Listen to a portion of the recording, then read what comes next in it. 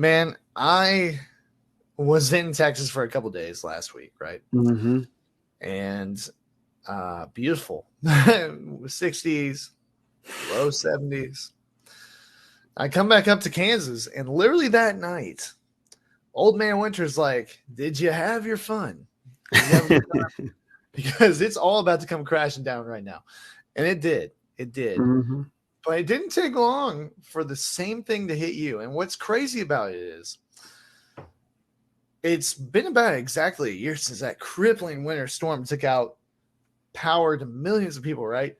And Yep. unfortunately, like a few people died from it, which is terrible. Couple hundred people. But man, definitely still some people without power right now. Yep. But what's the situation like for you in the Dallas area with this whole winter storm Landon? I think that's what they decided to call it. Is that the name? Wow. It's All right. Weather Channel. Had to give it some freaking Zoomer generation name. Yeah. I mean, so the big thing is that it's Dallas, right? It's uh I think there's a big difference between, and I think a lot of Northerners are probably looking at us and they're like, "Oh man, Texas doesn't know how to properly do winter." And yeah, and in some regards, they're correct. I mean, we're not used to it, and the thing is that we usually get something like this maybe once a year, and it's usually not spread out for a huge amount of time. So a lot of times I will say, not saying that it's something that I agree with, but it is one of those things that a lot of people feel that it's not worth spending the resources for. But with that being said, it's fine. I mean, right now it's cold. It's been very cold, but it's nowhere near how it was last year. Like last year, it was terrible. It was cold. It stayed cold for a long time, and it kept snowing, and we were just stuck. But this time, it's not that bad. You can actually, if you want to, you can get out. I wouldn't advise it. The roads still aren't really great. I mean, that's the big thing about Texas and I think a little bit different than other places, and is that we get ice. We get like a lot of ice, Right. and a lot of that is just because of like the humidity that's kind of in the climate, or that's in our climate, that kind of makes it a lot more of a just it's a lot wetter. So we get a Well, lot yeah, more ice. the water solidifies, you know what I mean? Yeah. Rather than powdery in the form of Hmm. snow. Yeah, for sure. Well, okay, so would you say that what was the lowest temp that you saw? I think it was like 19. At least that's what I saw, but I'm sure it went down lower Cold. than that. Yeah, that is cold. That is definitely Hmm. cold. I'm not one to brag,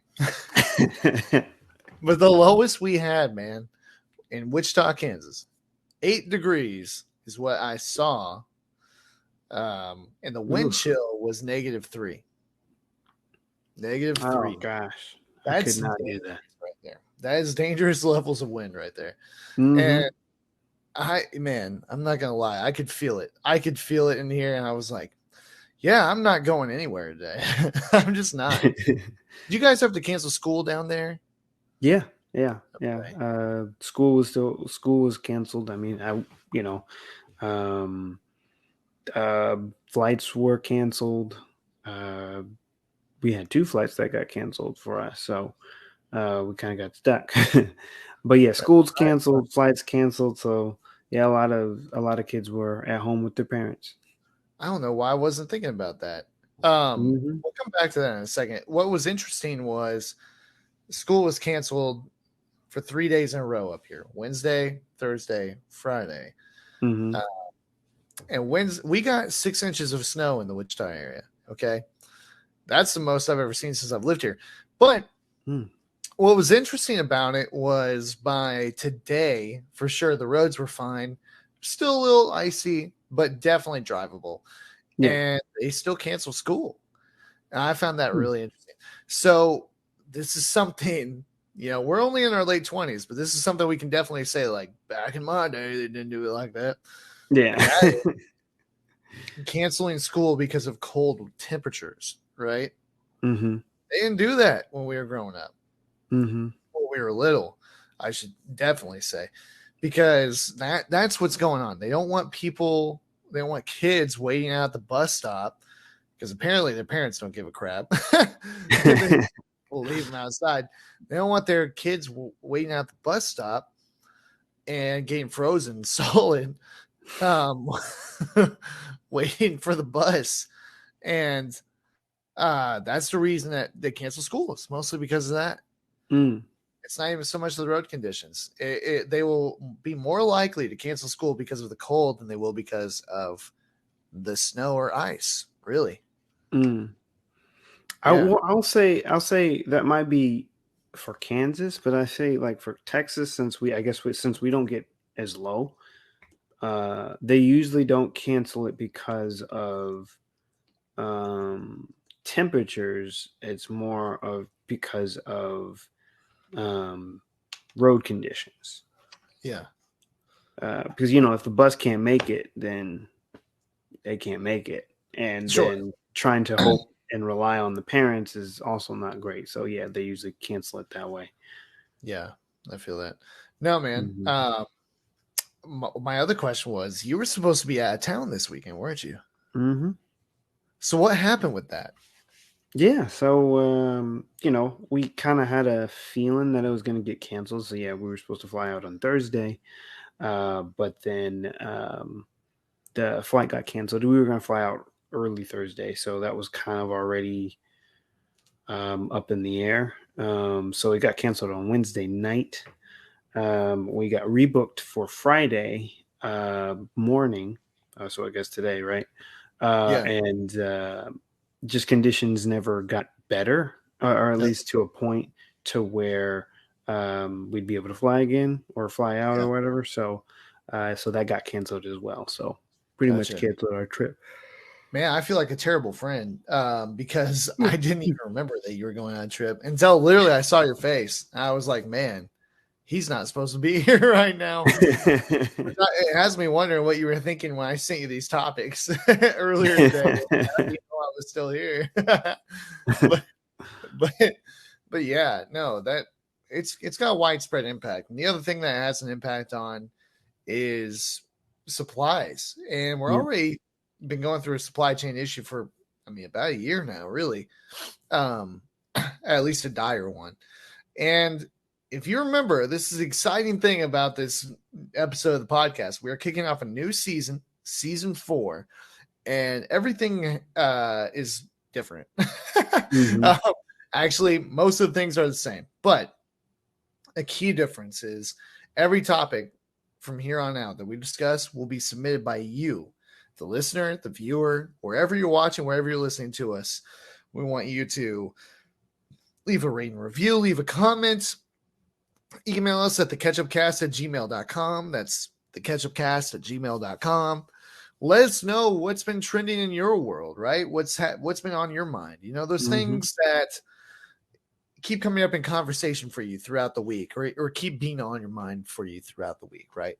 Those are the things that we want to hear about. And so that's what we're starting off today. That every topic, every episode will be completely viewer driven, right? So this first one comes from our friend Darien, and I'll just read what he left here. It said, something that's been on my mind lately is all of this hoarding and the subsequent shortages. Sure, folks can get a little greedy at times, but did you really need the shelf of hot Cheetos? Was it necessary for that entire desk of Cheez-Its? I can understand a couple of cases of bottled water, but sheesh, right? So I get it. And this ties in perfectly to what's going on right now with the cold. People rushing to the grocery store, getting every last thing they can buy. Usually it's toilet paper, right? Usually it's toilet paper. And so, how do we get to a society that lives like this, and why?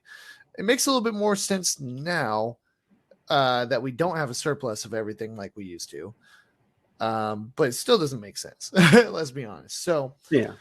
I think we got a lot to talk about here, and we also want to jump into later how Mark Cuban is taking on big pharma, and why that means cheaper prescriptions for you and you don't have to go through Canada to get them. It's pretty exciting. Mm-hmm. Um, so let's go ahead and jump into it. All right, before we kick off season 4's first ever topic, we're very excited for what this is going to mean. I just want to say one more thing about it. We're excited for what this will mean for all of us. You know, these topics can be anything. Dennis and I, the thing about this show, we really nothing has been off limits, but the constant is how we approach the topics, how we discuss it, and the way we provide that content, right? Mm-hmm. So anything that you're thinking of, right? It doesn't have to be a news story. It definitely can, but feel free, man, to just leave us anything that's on your mind, anything that has you talking. Whether it's in the comments of our live stream, whether it's in a rating review, whether you're emailing us at the catchupcast@gmail.com Mm-hmm. or DMing us on our Facebook page or Instagram page. Just search the Catchup Podcast on both of those. Mm-hmm. Any way that you do it, we will reply to you. And I mean, you'll get featured on the episode. And that's what's going to be fun for us, is building this out and connecting with you guys in that way. The only thing that we ask, I mentioned this earlier on the live stream, but we just ask that when you do get your topic featured, just share it. Share it so other people can see, hey, your topic made it on this podcast, right? That'll be awesome. It'll really help us continue to grow.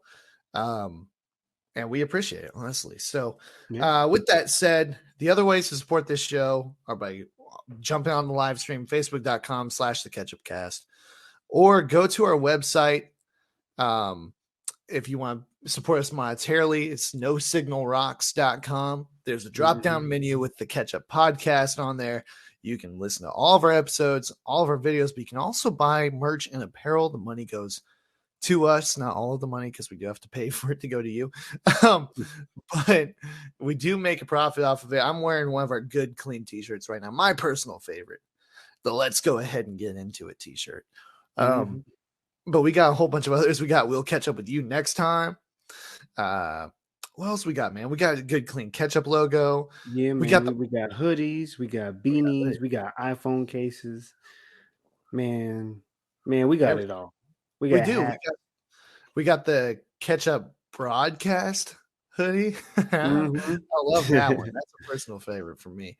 Um, we got a whole bunch of options, man. Fortunately, I had Let's Go Ahead and Get Into It hoodies, but those are out of stock now. So Mm-hmm. um, you missed your chance. But we got a whole bunch of options over there. So we're excited for this new season. We're excited for what this is going to mean for the show, for us connecting with you, and everything in between. So let's go ahead and kick this off. I want to showcase this one more time. Darien, I'm going to pop this up on the live stream so we can reference it. Mm-hmm. Um, and so Darien is a live stream faithful, and I appreciate him jumping in. Yeah, actually, we were fooling around in between cuts here, and he says, "I'm sorry, but ASMR is such a strange concept. It makes me cringe." Yeah. If you want to know what he's talking about, you got to jump on the live stream. Mm-hmm. But yeah, so he's basically saying that people can get greedy when it comes to hoarding items like food, ice, toilet paper, those kind of things, right? So Denison, why don't you kick us off here? Like, Yeah. what do you think about this? It's not a new trend, right? It's not, No, but it's not at getting all. worse. It appears. Yeah, no, I'll say it's not a new trend. I think it's just exacerbated by the fact that we're already a part of a global supply chain shortage. And so, yeah, when people are going to the grocery stores, I mean, I'm sure everybody's already noticed this even before there was like a winter storm or whatever, certain things in the grocery store just have a hard time staying on the shelf. And so then when you factor in like, natural disasters and like bad weather and all sorts of other stuff like that, things that can affect um, supplies or really just things that can affect someone's behavior when it comes to like how many things that they need in their shopping cart or whatever. I think it just gets exacerbated, to a high degree, to where, you go to the grocery store just because you just ran out of toilet paper and bam, you're out. Like you can't find it. You go there, you go to like three stores and bam, no toilet paper. Right. Right. um, Exactly. um, but yeah, I think that's kind of one of the biggest things, and people, I think it has gotten a little bit worse because I think since people know that there's already a chain shortage on certain products and stuff like that, um, people are far more likely to run out and grab more of them when they believe that they're going to be in an emergency situation, right? Yeah. So Right. like Darien said, they really need those cheez-its, man. So so they go out and grab all they can, or they grab all the toilet paper, or they grab all the paper towels because apparently they think that they're going to be eating Cheez-Its, using the restroom a bunch and making a whole bunch of mess. Right. um, and Right. so they really need those products. But I just, and I also think like the culture has changed a little bit around it as well. Like, I feel like there's a lot more people, especially like when the pandemic first started, and like, um, we had the issues with toilet paper and stuff like that, where I feel like that mentality of being a opportunist has kind of been on the rise, right? I think we're already seeing that with the chip shortage, right? And meaning that your electronics are harder to get. If you want a new game console or whatever like that, they're harder to get now. And a lot of times you have to go to some of these shady resellers Yeah. to get the items that you want, right? Because they are using that opportunity of the supply chain shortage to make a profit. Uh, so I think that's the other thing. It's just like the rise of that of that mentality of like, well, I can make my next buck on buying like 10 PS5s and selling it on Facebook Marketplace, or selling it on whatever, StockX, I think is one of those, Okay. Yeah. Sure. and make me a huge profit. So I think it's just a multitude of factors that have That kind of fed into this. Sure. That actually brings up, this story is not directly tied to this topic tonight at all, but I had this happen the other day, and it ties into what you were just saying. Mm. I had this woman. Her name is Hmm. Brianna Lit, right? Mm. Okay. It's not Brianna. It's Brihana. Her last name is Lit, Litt. So lit, got two T's, bro. But here's the thing. So she DM'd me, and she said, I, I'm assuming this is a she, by the way. Um, but she DM'd me and said, "Hey, I am looking for someone to write a song." She goes, "I looked at your videos. You're a talented musician. I'm looking for somebody to write a song for my son's birthday. Okay. Hmm. And I'm willing to pay $500." I'm like, man, I've been around the block a few times. Like, this sounds kind of weird, but here's the thing. I clicked on her Yeah. profile, Hmm. and she has several hundred followers, like Mm. 900 followers. Oh And the wow. photos were completely normal. They were completely normal. Yeah. Um, but the amount of people she was following was kind of exorbitant. I thought it was kind of weird. It was nearly 2,000. She had 900 followers, but 2,000 following. Oh Uh, wow. yeah. And so I was like, well, that's kind of weird. Anyway, I ended up following her, but she never followed me back, even though she reached out to me to write her song, her son a song, right? Hmm. So, easy way for me to check this. I go, hey, you know, I'd be willing to do this, but you got to pay me in advance, right? Yeah. Not the whole thing, but pay me. an advance, right? Yeah. So she says, I'm down, blah, blah. She's giving me details of like what she would like with the song, things like that. Mm-hmm. But she says, yeah, here's the thing. This is where it got weird. I said, I have Venmo and Cash App. And she says, well, I actually am going to pay you from from a business checking account. And so I'll need your full name and your email.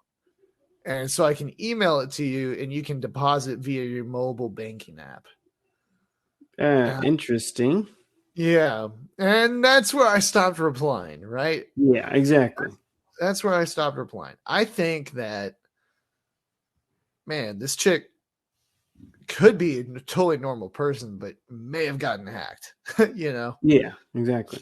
may have gotten hacked. So, because it was like her bio was like Christian, mother of three, like all these things, Mm-hmm. I was like, okay. So, anyway, yeah, it was really suspect. But my thing is, man, people on the take, you Mm-hmm. know, and you're literally committing your profession to scamming people out of money on social media. Of course, they know musicians are typically short of cash, right? Yeah. Um, if they don't also have full-time jobs. So, yeah, I mean, trying to scam me out. I mean, that was the thing.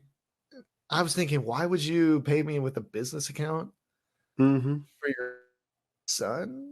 And you're telling me you can't move that to a Venmo or to where you can Venmo or Cash App it to me? I was like, nah. Mm-hmm.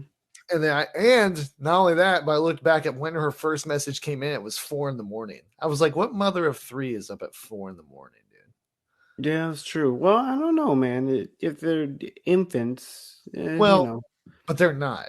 That's the thing. They're Okay. not. I looked on Instagram. I thought that too, but yeah, they're not. So I don't know. To me, it's really just an overall discussion that feeds into what we're saying Mm-hmm. of people taking advantage of situations and being on the take, and where that comes in with this is, I don't put anything past our society anymore, which is really unfortunate to say, but it is true. Um, and I say that from this perspective with people look at the supply shortages and they say, man, not only am I going to take 3/4 of the toilet paper on the shelf, I'm going to take Mm-hmm. all of it, because who knows when me personally, will be able to get my hands on more toilet paper, right? Screw Exactly. everybody Got to else. be They, careful. they can wipe their butts with frozen leaves and maybe some rocks if they have to, but they're going to have to suck it personally. And, Exactly. and I don't subscribe to that mentality. When Darien and I were talking about this, we were messaging back and forth. And one of the things I brought up uh, was I experienced this coming back from Texas this time and the last time I was down there. I had somebody, or I had multiple people pulling up to a construction zone. You always have those people that go flying by in the left lane, right? To try and Yeah. cut everybody, get in front. But what they don't realize is if they didn't do that, if they got in the line when the signs told them to, everybody would just be flowing smooth. Yeah. You know, Exactly. I honestly think that is a perfect metaphor for how this behavior holds us up as a society in so many facets, so many areas of our lives, Mm-hmm. because we think we're getting ahead, but really what we're doing is slowing everyone else down. You know, Exactly. For our own gain. yeah, for our own gain, but still we get slowed down too, rather than if we were part of the team, right? Yep. So I don't know. It'll be interesting to see if this slows down, um, post supply shortage. You know what I mean? But the Yeah. funny thing is about it, right? A lot of these things are being taken off the shelves when winter storms come, when hurricanes are on the way, are not impacted by supply shortages in the slightest. Yeah. You know, That's true. but it's this uninformed mentality that feeds into this, right? Yeah, Um, it's that thought process of like, well, if there's a supply shortage for one thing, then it's going to be for this other thing, right? yeah, It's very very similar to what in Texas we dealt with when the hurricane hit us a few years back. We actually covered this where we were having gas shortages. Um, but they were self-imposed gas shortages because it was essentially yes, people were making a run on the gas station, and that gas station would run out of gas because not because there was a shortage, but because it was in between the regular intervals that they get gas. So yeah, that was it's very similar. It's just we fear, I guess. Maybe it's more along the lines of like nowadays we fear more of the unknown than we used to. well, there is so many unknowns. That's a great point. We have Hmm. more unknowns now than we ever did, right? Yeah, that's very Yeah. true. So yeah, I think it's just like, well, I want to be prepared for every situation. Um, and so I'm going to do this thing to help me try to stay ahead of the curve. But Yeah. they forget that, you know, everyone else is trying to do the same thing.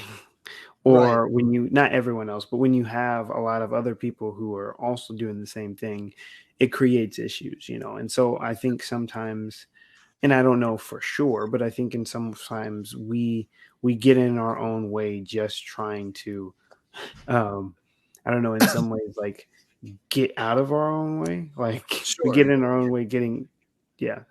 So No, no, no. And really, to elaborate on what I was saying with the traffic, the construction, right? mhm. Was really something to me that is a perfect metaphor for all of this. Because if we took our fair share, right, when Yep. storms are on the way or things like that, then we would be helping not just other people, but we'd be helping ourselves for when we actually do need more of those supplies. They would be there, you Mhm. know. So I just wanted to expound on that a little bit. But yeah, man, I No, that mean, makes you know, it really is a good point that you made about. I think uncertain times have been going on for so long that people are just used to living in uncertainty. yep. Um, we didn't think that we'd be in a pandemic, right, for two Yeah. years, but here we are. And so, like um, my concern with that is like, where does it end? Um, because I don't know. You just think there's so many things that have happened in really the past decade that you would never have thought that would have happened, Mhm. and and yet they did. And some of it's straight up movie stuff. I was talking about this the other day. One example is uh, the riot at the Capitol. Right, that Yep. seemed like it was straight out of a movie.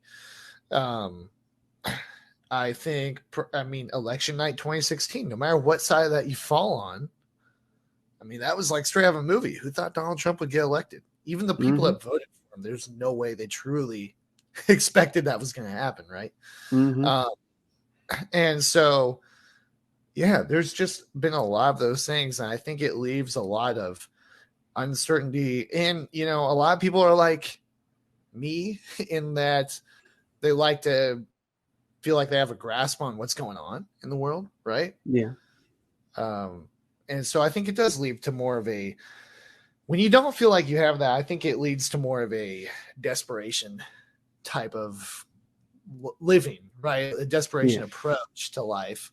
Yeah. Um, yeah, go ahead.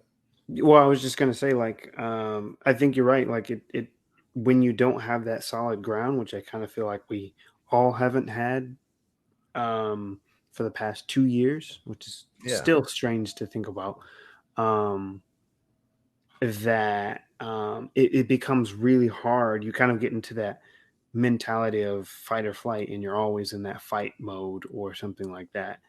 yeah, And so you take these opportunities to really like go above and beyond kind of like what you need to do.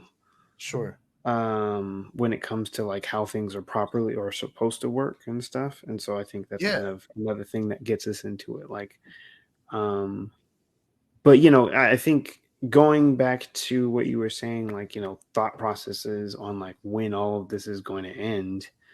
Um, it's a question that I think is kind of hard to answer, right? Because I think each of the shortages, but as well as like mentality, like people's mentality, Sure. um, have changed so much that it's hard to predict, right? Because I think what was it?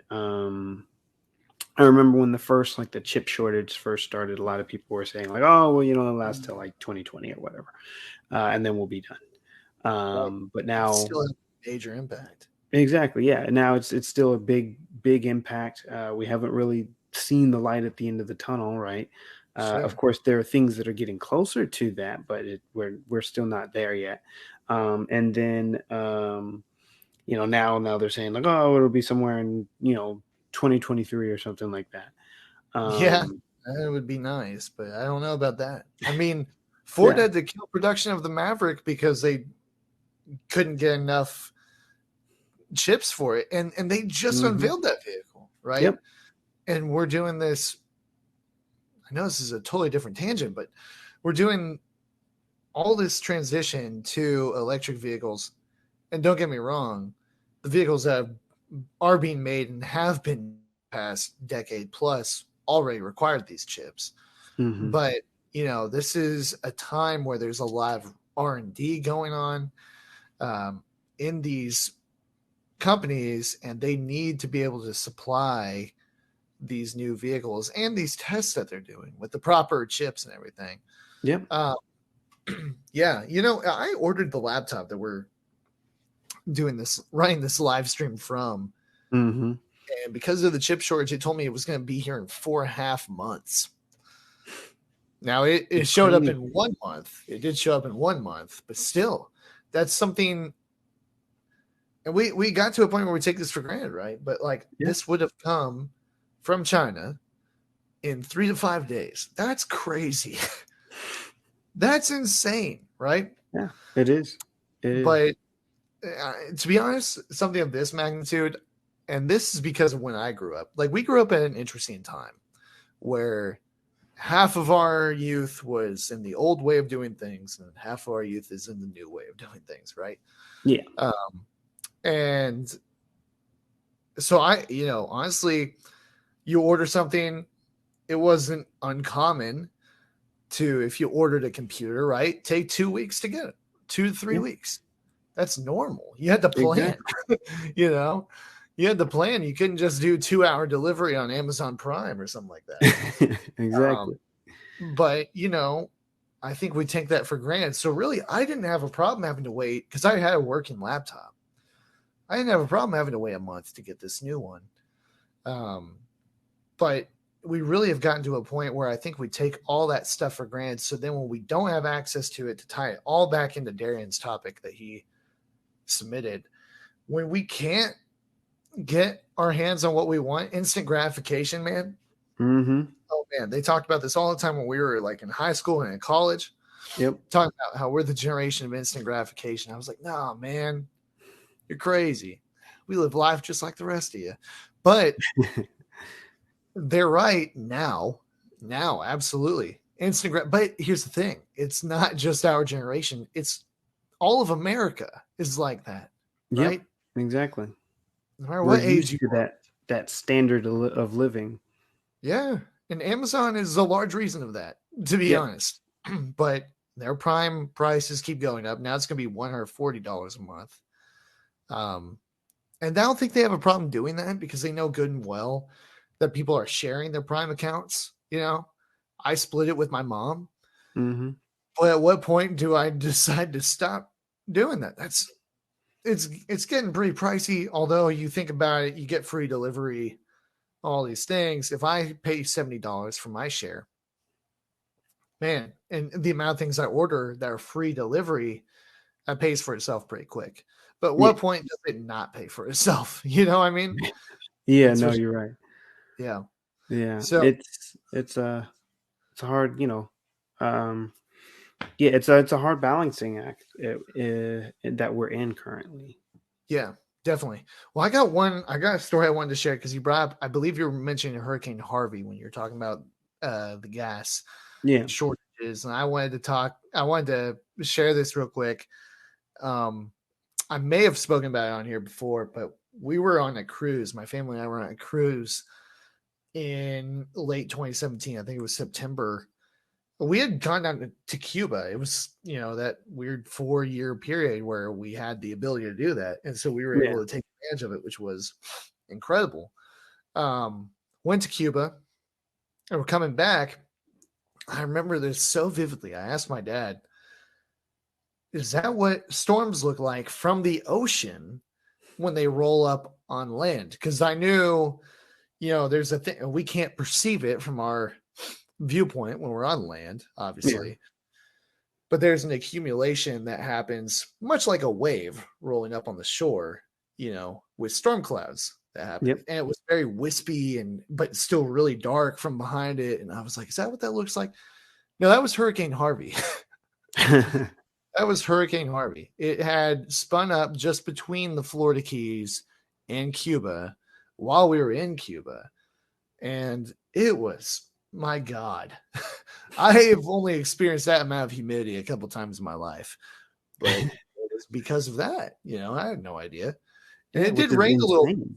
Yeah, it did rain a little bit. I don't know if it was from that being a tropical depression. I would have to go back and look. Hmm. But it rained a little bit while we were there. Anyway, that was where our cruise ship was following, was Hurricane Harvey. I'll never forget that. And I got back to work and it was just, full steam ahead, man, trying to keep up with that thing because it just parked over Houston, as we know. But Hmm. pretty wild to see that from the ocean.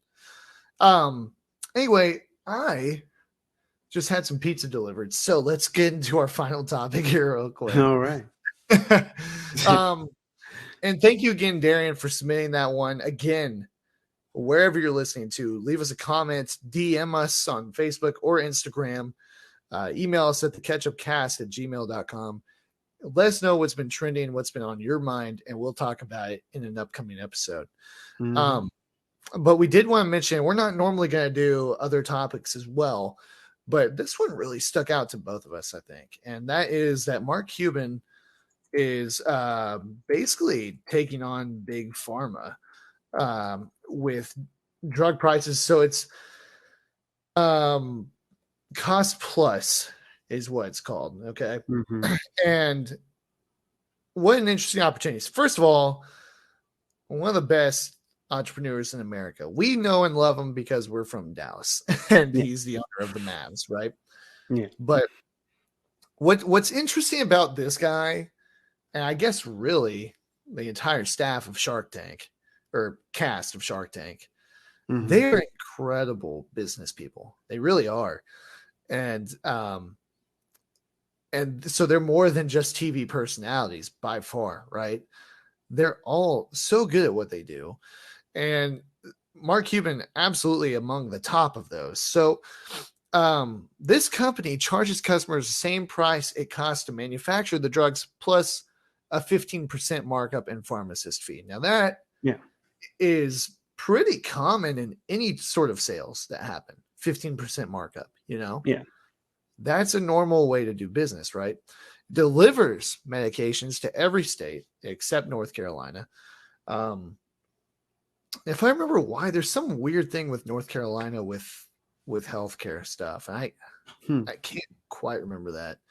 But this is after, you may remember, the Build Back Better plan had the ability to cap out-of-pocket spending for seniors, and that got cut. But here's a great example. Okay, so it says it's going to be completely transparent with pricing and all that kind of stuff. So 400 Hmm. milligrams of this cancer drug, which I believe it treats leukemia, right? It can be life-saving. Typically, guess how much this thing costs? Actually, I want to know. Yeah, what do you think this would typically cost?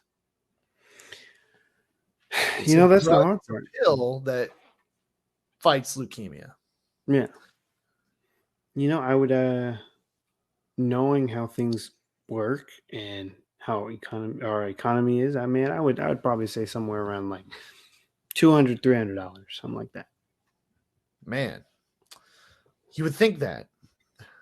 You would think that. Actually, you know what? I'd honestly be totally okay with that. Like a pill that would fight leukemia for $200 to $300. Leukemia is one of the worst, cancers. It is. It is. Um, but no, it typically goes for more than $9,600. Gosh, which is Nine, insane. right? Because it's such a premium, right? How much are you willing to spend to not die from cancer, right? Yeah. And that is total mental, financial manipulation. It's terrible. But Hmm. you can buy this on Mark Cuban's website at $47.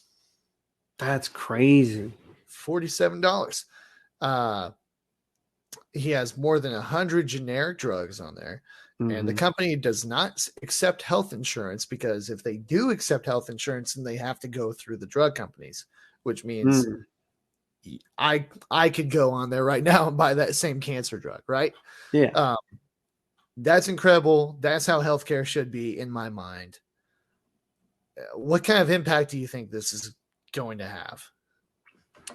Well, I'll say if it works really well, I think it would have a big impact because essentially what he's doing, right, is uh, it would undercut everybody, Mhm. or at least a very, very high amount of like big drug companies, Yeah, and as well as it also causes disruptions in the medical insurance uh, side as well, yeah, because it because that's the thing, right? If you're able to get every drug that you need, right? And I understand he only has what 100 and something, right? Generic drugs right. that he'll be starting with at least. Um, Yeah, But if you know that in that 100, everything that you'll need probably for the next, I don't know, 10 years or something like that, um, is covered in this plan or by this company or whatever like that, like medical insurance becomes a little bit, at least the prescription portion of it, right? yeah, Becomes less necessary because you can pay absolutely. for it and you probably will pay for it cheap. It'll also probably be cheaper than any of the other drugs that you would normally get through your insurance. So, Yeah, and at the same time, that's another thing that you don't have to, that's not, you only are essentially paying for that specific drug. You're not paying for the medical insurance. And then so that way the medical insurance can cover the drug that you still have to pay for. yes, right. um, or at least in some cases, I should say. Yeah, So and that's a great point. Yeah, yeah, because if you've met your deductible on medical insurance, sometimes you can get those covered entirely, but not always. And in yeah, my mind, there are ways to get these generic drugs like through Canada because they have a much better healthcare system than we do when it comes to prescription medication. hmm, Uh, but that's not easy, right? Not easy at all. Um, and it's kind of you have to do it through the right channels too. This is a hmm, totally normal way to get this. Darien jumping on the live stream again. He says, "I fully support Mark Cuban's stance to help consumers with medication prices because the price of life-saving drugs is astronomically high, and that's with insurance." Exactly right. Um, I know if I remember right from my insurance, I'm always going to have a copay. Um, it's not bad, but I'm always yeah, going to have a copay. And actually, you know what? Let's just go ahead while I have this up. I was scrolling through all of the drugs that he has available to him. hmm, Pop this up here. So one that stuck out for me, I don't know what you would use potassium chloride for, but the normal price of it is $975, and you can buy it on here for $3.57. $3.57. which is crazy. That's insane. Like, look at that. You save $972 on your medication. Mm-hmm. Look, this is incredible too. It shows you manufacturing of it is 49 cents to manufacture. It's crazy. 49. Yeah. And 15% markup, pharmacy labor, and then you have a $5 shipping fee. So that's insane. 49 cents to manufacture. I mean, there's a reason that these people are balling out of control, right? Mm-hmm. So, and these people being quote unquote big pharma. Yeah. I'm just looking at a bunch of other stuff here, but you can see, I mean, there's a lot of Flomax is on here. There was one for albuterol, which I know is a very common drug. Mm-hmm. This is an interesting one here, valganciclovir. Mm. Normal price $1,750. You can only get it for $1,650. So it's only $100 savings. But you see here, manufacturing is $84. Mm-hmm. And so it must be 84 per pill, right? Yeah. I would imagine, Yeah, yeah. 30 count supply. Yeah. So there you go. You know, it's interesting to be able to look at this, and they make it so easy for you to understand. Mm-hmm. But yeah, I'll just scroll through here real quick. If you're on the live stream, you can see there's a ton of options on here. I don't need any of them, thank God. That's nice. But it really is incredible that there are this many options on here, and it's such a life-changing. This is my thing. This is how medicine should be. And the thing Yep. is with Mark Cuban, man, even if you're not from Dallas, even if you're not a fan with the Mavs, because that's how we became knowledgeable of him, right? Mm-hmm. I'll stop sharing the screen here. But that's how we became knowledgeable of him. And whether or not you're a fan of him, that's name recognition. So my thing is, Yeah. it's got a long way to go because big pharma is very big. But you know, could this change the pharmaceutical industry to where they actually? We've already seen that a little bit. There's definitely been talks in Washington about it. We've seen with that. What was that? It was that EpiPen that Mm-hmm. kind of became like the Coca-Cola for pharmaceutical companies. Like everybody attacked the prices EpiPen, but Yep. there's so many other issues out there too, you Yeah. know. But we've seen this kind of movement already be generating. I think this, if it gets enough name recognition, I'm sure he's gonna have a lot of haters for it, but it could. I mean, the impact could be everlasting, you know. Yeah. Um, Yeah. I think it could revolutionize American medicine. yeah. Um, because it just opens up so many more opportunities, I think. Yeah, Darien on the live stream again, he says the price of his MS meds are crazy high. Sorry you have to deal with that, man. Definitely. But he Mm-hmm. says it's even worse when there's not a generic brand for them. I don't know this for sure, but I think correct me if I'm wrong, if you know I'm wrong, but I think the reason for that is because the people who developed it, keep the proprietary rights to the design of the drug, right? And then there can't be a generic brand of it. Yeah, it's there's a certain time period. I can't Oh remember yeah, exactly how it long, has but to it's be out for a essentially certain time. yeah, there's a certain time period. It's built in from I think from like legislation or whatever like that, so that way companies can recoup the costs of R&D when it comes to creating these drugs. Sure, But yeah, essentially, once that time limit ends, then I guess the formula or whatever like that, or how to create the drug, um, gets distributed out, and that's how you get your generic drugs, who can produce it cheaper, gotcha. as well as and distribute it out cheaper as So let well. me let me ask you this: Hmm. if you remember this, I actually just want to paint this picture that we're even talking about this, right? Um, in the year 2000, well, technically before that, the Clinton administration legalized this. It took effect in the year 2000. Um, that pharmaceutical companies were allowed to advertise on television and radio. They weren't Mm-hmm. before. They weren't before. And lately I've been leaving as I work from home, live TV on in the background. And the amount of drug ads per commercial break. I mean, there's at least one. There's at least Yeah. one. Right? And what's really wrong about it is that they come out from fear tactics. You know, they make you think like restless leg syndrome, right? Remember when that Mm-hmm. was such a thing? And you're like, well, I do lay there and my legs do move around. Do I have restless leg syndrome? Like, what even is that, dude? That is not like you think that's like a whole syndrome when your legs move. Come on. So those types of things have been going on for a while. I actually, this is completely random, but about a year ago, I watched this interview that Tom Cruise did on the Today Show, and it's one that people ended up hating him for.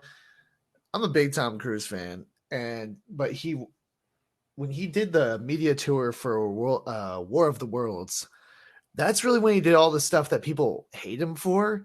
It was Mm-hmm. this, not to say it was also when he jumped on the couch on Oprah, right?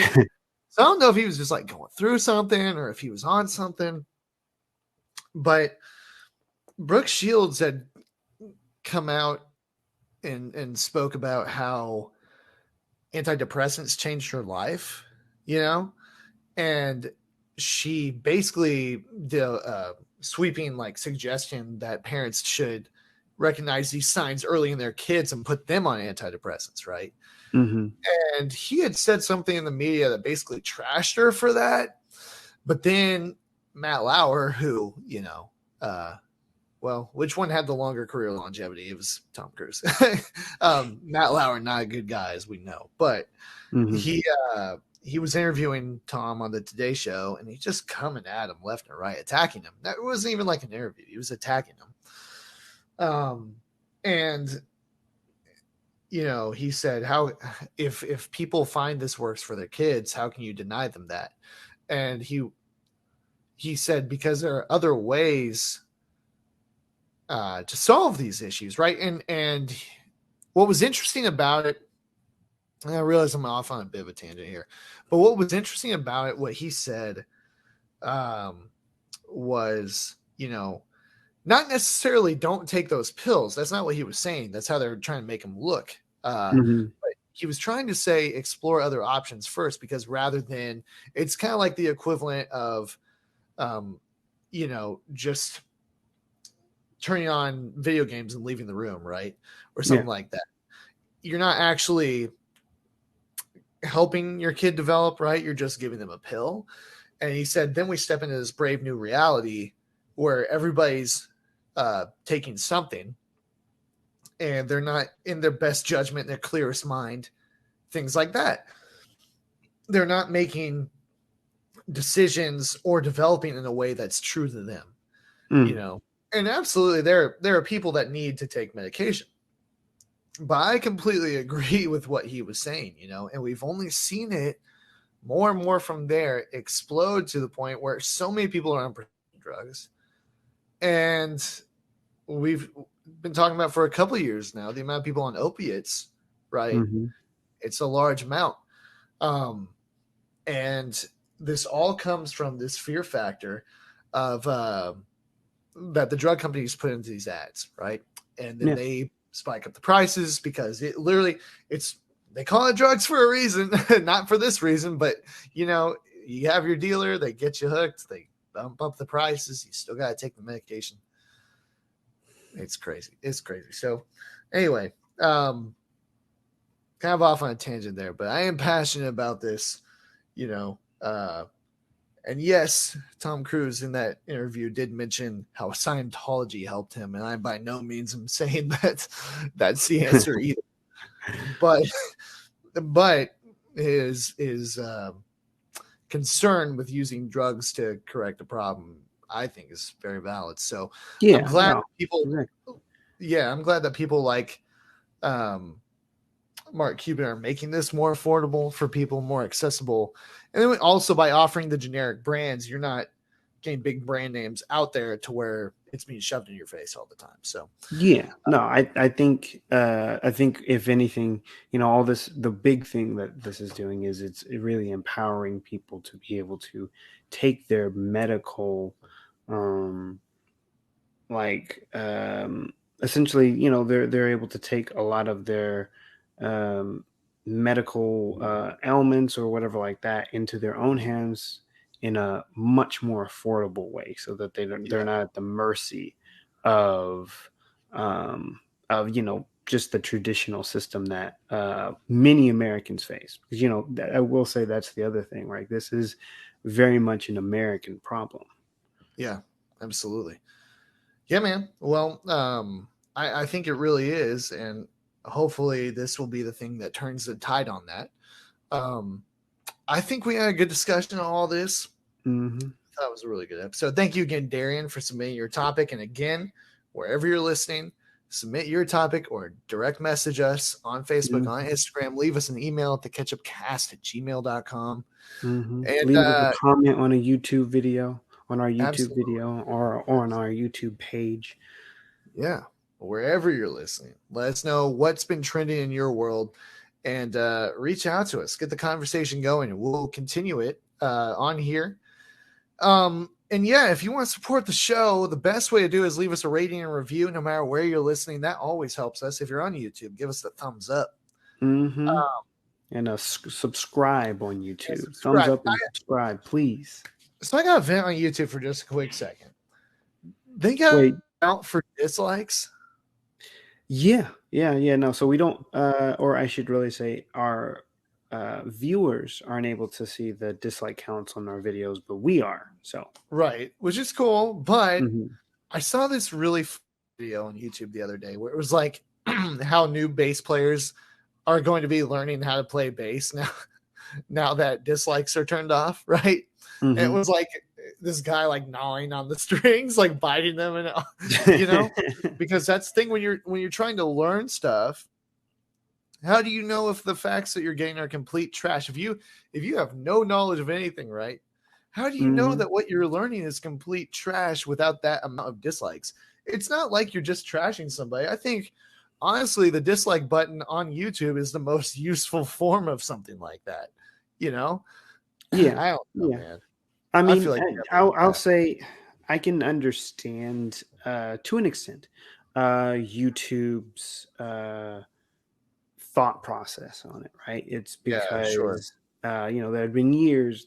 For years there have been certain videos that have been getting essentially destroyed in the algorithm because there would be loads of people coming Yeah, on that from trashing. depending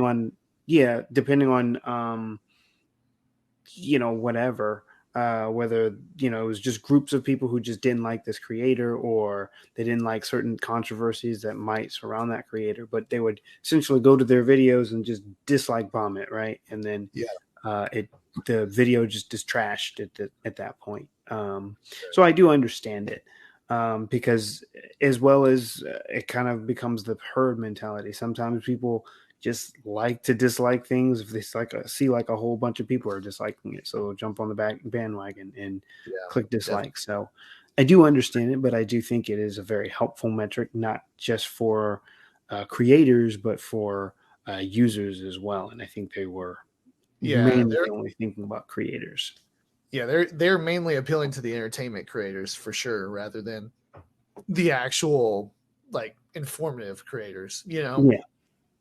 and so that's where that comes from without a doubt. But yeah, man, anyway, leave us a rating and review wherever you're listening to us. And if you want to Mhm. support us financially, go check out our website, nosignalrocks.com. Hit the drop down menu, check out the Catchup podcast page. You can get good clean merch and apparel like what I'm rocking right here. So yeah, man, this is a great one. Thank you guys so much for catching up with us. Let us know what's been trending in your world, and we'll Mhm. catch up with you next week.